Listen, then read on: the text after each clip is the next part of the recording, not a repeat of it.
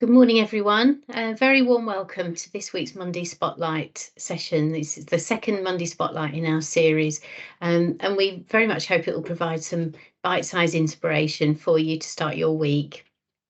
So for the next 15 minutes, we're going to be talking to a special guest about a volunteer role that's really making a difference to patients on their journey to recovery back to health.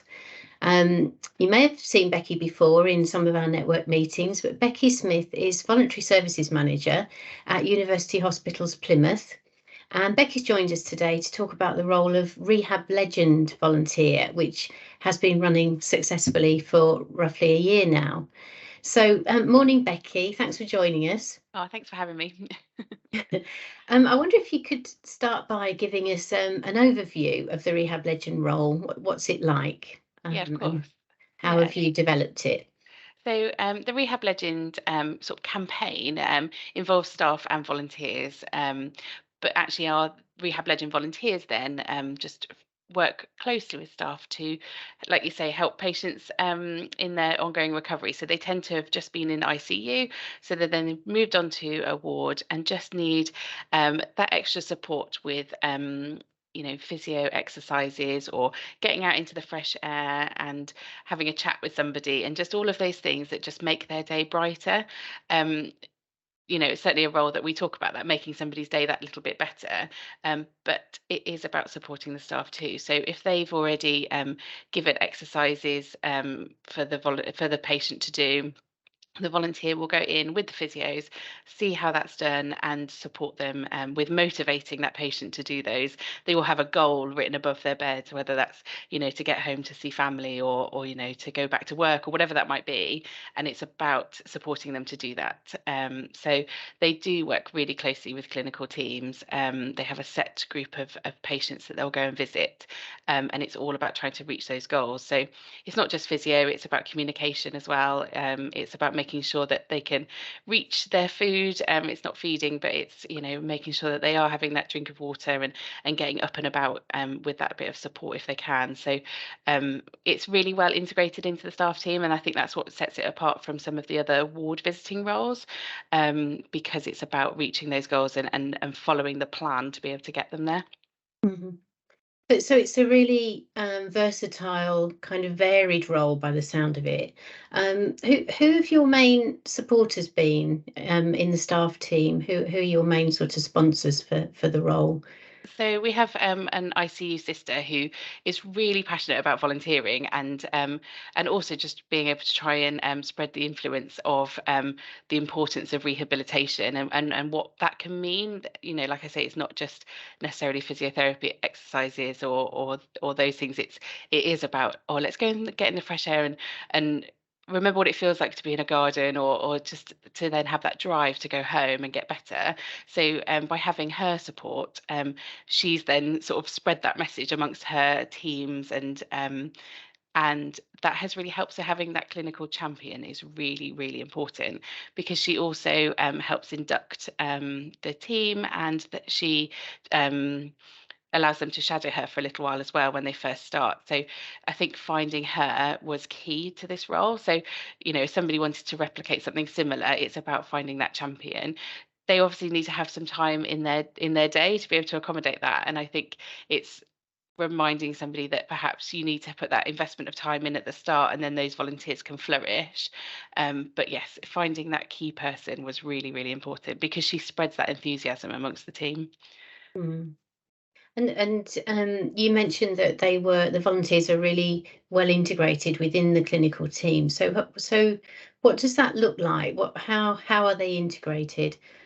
So all of our volunteers are wearing their bright orange polo shirts, so they're really easy to identify. So they start off going to the ward, and we have posters on the wards to say, hi, I'm a Rehab Legend volunteer with a nice photograph to say this is what I can do and this is what I'm unable to do. And so that was a starting point. So we wrote that with the teams so that they understood what they could ask a volunteer to do and actually what would be helpful to them. So by including them in that process of writing that, they already don't have that worry about what they can and can't ask for. So that was the start. And then also, like I say, Kate, the ICU sister, she asks the volunteers to shadow members of her team, and so they just get used to each other. They get to know each other.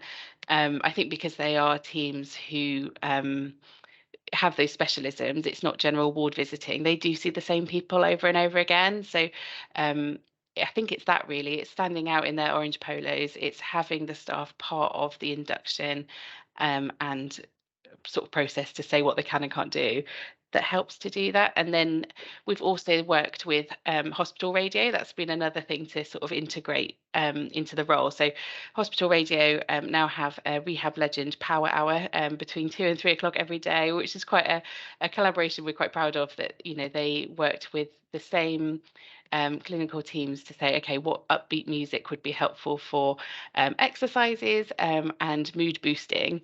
And then our volunteers are on the wards at that time doing those exercises to that music. And again, it's just been a nice focal point, I suppose, in the day that is about volunteers, whether they're the hospital radio ones or our Rehab Legend ones.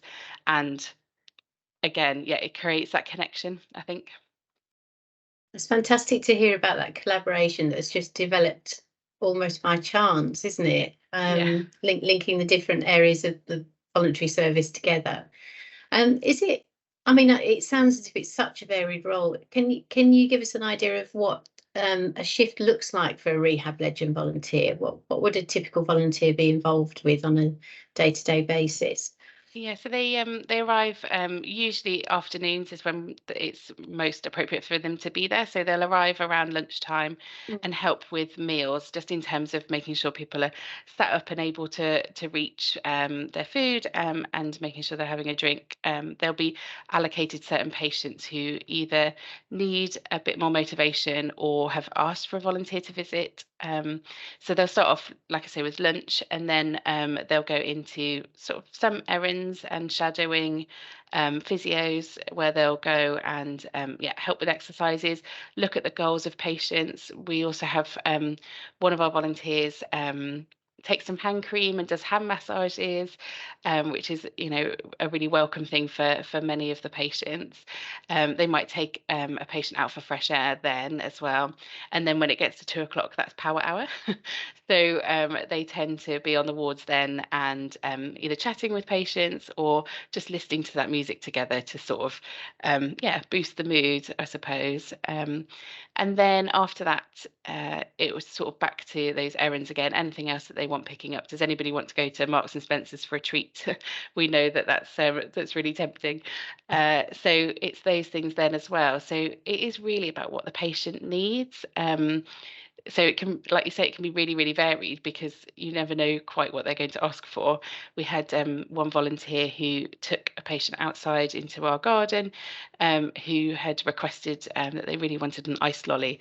So he went off and got an ice lolly, and then they sat in the garden together and just had a chat. So I think it's you do have some of those perhaps more traditional ward visiting aspects to the role. But then by the same token, that same volunteer was helping somebody to sit up in bed for the first time in weeks and weeks by just being there with them. So I think there is that variety, which is what keeps the volunteers as well. So many of them are students. They want to have that clinical experience. We can't necessarily offer work experience to everybody. So this is the closest we can sort of offer, I suppose. It's still, I think it's that mutual benefit that they're learning, and we're actually getting some quite specific help. So yeah, I think they're sort of motivated by that as well, that they've just Mm, immersed in that environment. mm. And what kind of attributes do you look for in a Rehab Legend volunteer? I think for this role, it's really important that they are committed. So we really do try and talk about that as much as we can in our selection process, because the clinical teams do spend considerable time with them right at the start. So we have to have that commitment that they're going to come every week for at least 6 months. Again, because they're students, they can plan that into their timetable reasonably well. So that has been quite successful. Not successful every time, I have to say. But and then they just need to be able to be adaptable, I think. It's about using their initiative. It's about listening to what they've learned in the induction process and being helpful. rather than sort of standing on the periphery. So they need to be reasonably confident in the first place. So when we've Mm. had some volunteers who are perhaps a little unsure, we've started them off in a different role, and then they've progressed to Rehab Legend, because I think you have to have that little bit in you that thinks, no, I can do this. I'm going to be part of the team, and I'm here to help rather than shadow all the time. So yeah, that's what we look for, really. And what do they love about it, Becky? What feedback do you get from the volunteers? So yeah, we hear that patients are really happy to see them. They find it really rewarding, in particular, to go out into the garden. We've got a new ICU garden, so they go into there. And when they find a new way to support the patients, we always hear about that as well. So when the volunteer started to do hand massages and paint fingernails, she was really pleased that she'd found a way to just really connect with those patients and make their day better. So yeah, it's one where we do hear some really lovely stories. We struggle a little bit with KPIs for this role, certainly quantitative ones. So we have all those lovely stories, but it's really hard to measure. So we count the number of hours given, but it's really, yeah, it's difficult, because you could say that one person saw 10 patients in a day, and that sounds really brilliant, but actually there could be somebody who sees two patients and they really spent some quality time. So we do struggle with our KPIs. I have to say that's something that we need to iron out, but certainly in a great stories and great feedback, it's a really positive one. Mm. And just to take that point a bit further, have there been any other challenges that you've had to tackle as you've been growing this role? Yeah, I think so. I think there is, although we've involved the staff from the very start, there are always some people that perhaps see volunteers as being a burden, and don't need them to get in their way in their day, and it's changing that perception. I've been here for 18 months, and a lot of my role and the reason that I'm here is reputation building, because some volunteers, pre-COVID, it wasn't quite working right. We had somebody who was here for an awful long time, um, running the service, and how she did that alone is beyond me. So it was through no fault of her own, but it was too unmanageable a beast, really, of volunteers across the hospital. So actually there were times when we had volunteers who weren't quite doing what was expected. So there is a little bit of a legacy of that. So having volunteers in this role with staff who think, oh, I don't know about volunteers, they just sort of stand Mm. in the corner, and we've had to rebuild that trust. So that's been a little bit of a hurdle. And then, of course, there's the infection control side of things as well. Suddenly there'll be a ward closed or a bay closed, that we weren't expecting. Mm. Um, yeah, it is. I mean, it's really always really helpful for people to hear about those challenges. And what do you see that the future holds, Becky? Have you got plans to develop the role further? Yeah, definitely. I think we need to make sure that our offer with this role is really consistent, and I think we are getting there now. It's taken a little while because we're so particular about who we recruit.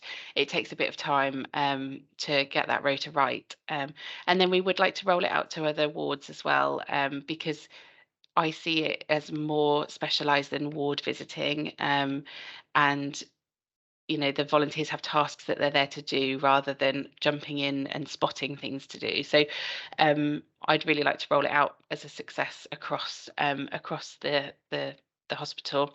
It's been a model for our new dementia support role as well, to have quite specific tasks with specific patients. So that's one branch that's come off of it already, I suppose. So yeah, hopefully it will go on, and volunteers will find themselves on all the wards doing these things. Mm. Oh, we really look forward to hearing how all this progresses, Becky. It's such Thank an you. exciting role. And finally, what would be your advice to anyone who would like to set up a similar Rehab Legend role? Find your champion. Go and find somebody who you can, I don't know, befriend, who really understands that volunteers can be really, really useful.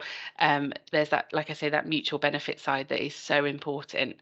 So if you can find that person that believes in it, you can take it from there. If you struggle to find that person, I think there are ways and means, and just proving that volunteers have been successful elsewhere in other roles, and say, here's the evidence, we know that they can have an impact, then yeah, that's how to start, I think.